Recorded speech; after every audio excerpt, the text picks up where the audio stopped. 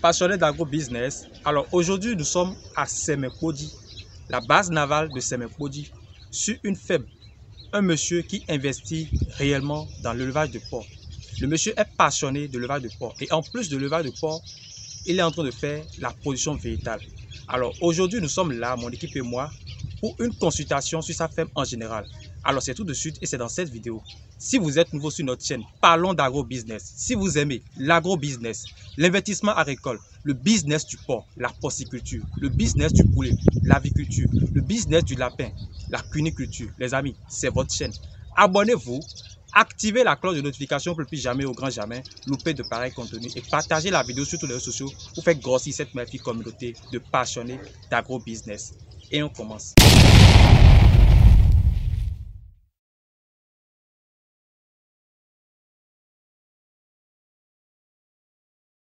Salut passionnés d'agro-business. Alors pour ceux qui ne me connaissent pas, je suis Frégis, le père des porcs. Je suis agronome de formation, un technicien supérieur, entrepreneur agricole sur le terrain 24 heures sur 24 heures. Alors sur ma chaîne, je parle d'agriculture, je parle d'élevage, je parle de développement et je parle sur l'élevage de porc parce que je suis convaincu aujourd'hui que la viande de porc est la viande la plus consommée partout dans le monde entier aujourd'hui. Je dis bien, la viande de porc est la viande la plus consommée dans chacun de nos pays en Afrique. Et pourquoi les jeunes ne s'intéressent pas à ce business? Alors ma mission pour avoir créé cette chaîne, c'est pour aider beaucoup de personnes, beaucoup de jeunes, toute personne qui désire installer une ferme rentable d'agro-business. Et si c'est ça votre intérêt, n'hésitez pas dans un premier temps à liker la vidéo pour nous encourager, parce que c'est ça qui nous encourage. Abonnez-vous, activez la cloche de notification pour plus jamais au grand jamais louper de pareils contenus et partagez la vidéo sur tous les réseaux sociaux pour faire grossir cette magnifique communauté de passionnés d'agro-business. Les amis, seul l'agro-business peut libérer notre continent aujourd'hui. L'élevage des porcs, l'élevage des poulets Goliath, l'élevage des lapins. Les amis, il y a tellement de spéculation en agro-business. Seul l'agro-business peut amener notre continent à atteindre l'autosuffisance alimentaire. Alors, comme je vous l'ai dit au début de la vidéo, aujourd'hui nous sommes à Semekpodi. Semekpodi, c'est précisément au Bénin, en allant vers Porto-Novo, juste après Cotonou. Alors, nous sommes sur la ferme d'un monsieur qui investit réellement dans l'élevage de porc. Il est passionné de l'élevage de porc. Alors, aujourd'hui nous sommes là pour une consultation en général pour voir qu'est-ce qui se fait qui ne respecte pas les normes de l'élevage de porc et comment il doit faire pour remédier, sinon une correction pour l'amener réellement à atteindre la rentabilité dans son élevage. Je vais vous présenter le monsieur en question. Il va venir ici, il va se présenter à la communauté, il va nous dire qu'est-ce qui le motive réellement à se lancer dans l'élevage de porc et quels conseils il a réellement à donner à la jeunesse qui vient. Ici c'est monsieur Koumayon Félix, chauffeur professionnel à la CEDEAO. Maintenant, dans ma retraite, je préfère être maraîcher et porciculteur. C'est pourquoi je suis tellement intéressé. Et Dromi, de retraite, je me demande agro-business. Bon, où autre est wa dans des kawa bon il y en a qu'on fait petit là pour des ndobi bailo ndo gwalo nami na nous konjilo na kocheni no mo kwe. Alors les amis, vous voyez déjà l'esplanade. Ici c'est la production végétale. Comme vous le voyez déjà, le monsieur est en train d'investir aussi dans la production végétale. Et déjà un petit conseil que moi je peux vous donner déjà en tant que les internautes, il faut déjà comprendre que lorsque vous pensez démarrer un projet d'élevage, il faut déjà comprendre que les projets d'élevage, ça demande réellement beaucoup d'argent. Et lorsque vous n'avez pas les moyens réellement pour débuter l'activité, je vous conseille, si déjà vous avez le terrain en question là, vous pouvez déjà commencer avec la production végétale.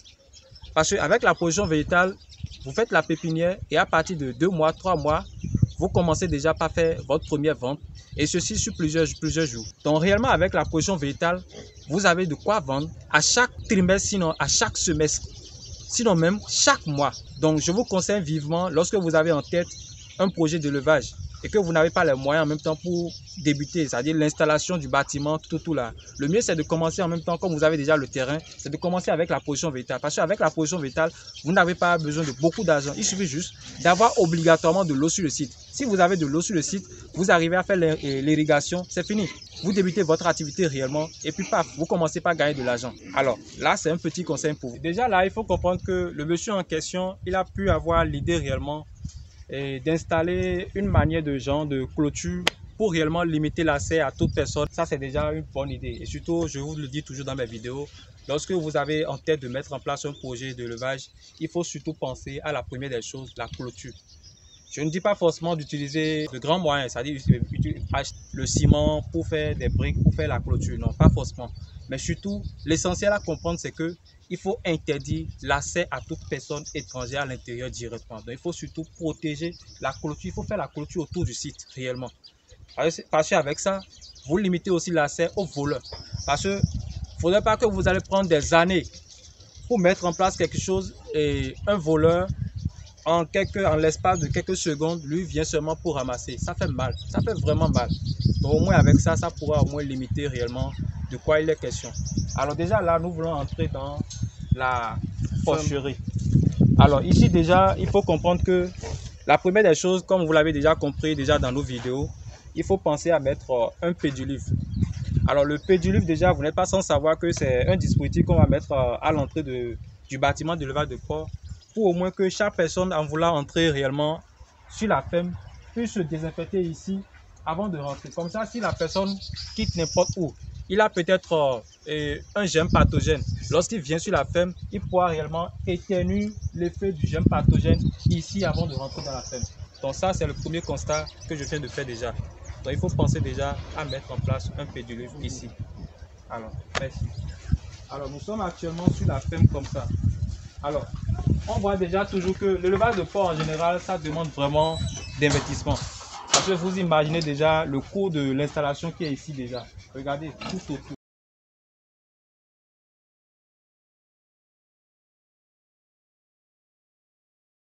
Alors, donc vous voyez déjà l'investissement qui a été mis en place. Ce n'est pas un petit affaire ici. Parce que vous voyez déjà le nombre de loges. Regardez bien.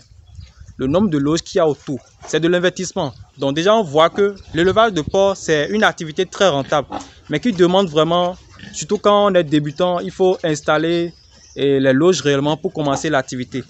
Mais il faut déjà comprendre aussi qu'on peut partir d'une seule loge et aller au sommet. On peut partir d'une seule loge et aller au sommet. Tout dépend de votre force de frappe, ce que vous disposez comme moyen réellement. Alors là, vous voyez déjà des sujets en question là. Le sujet en question, c'est bon, la race, c'est pas mal, mais on voit que c'est pas des sujets de race pure. C'est la première des choses, parce qu'il faut comprendre qu'avec les sujets de race pure, la rentabilité est là directement. Mais par contre, avec les sujets de race hybride locale, c'est pratiquement la même chose. Ça ne rentabilise pas trop. Ce n'est pas conseillé. Donc, les sujets de race locale consomment beaucoup d'aliments, mais ne grandissent pas très vite. Les hybrides, les locales, c'est des sujets à 6 mois, vous êtes à un poids de 60-70 kg. Donc vous dépensez beaucoup dans l'alimentation, mais en fin de compte, vous allez constater que quand vous faites le calcul, c'est réellement ce que vous avez dépensé dans la production durant un temps donné là. C'est ça que vous avez récupéré. Donc vous n'avez pas fait de bénéfices. Mais plutôt avec les sujets de race pure, la croissance est très rapide. Donc déjà en 4 mois, vous arrivez déjà à atteindre les 60 kg, 70 kg rapidement. Et à 6 mois, vous êtes déjà à 100 kg. Et un porc peut vous revenir banalement à 100 000 francs. Donc, si on est ici au Bénin, un porc de 100 kg, au moins minimum, vous allez vendre ça à 100 000 francs, sinon 90 000 francs. Donc, réellement, il faut toujours penser à la race pure. C'est comme ça. Il faut penser à la race pure. C'est vrai.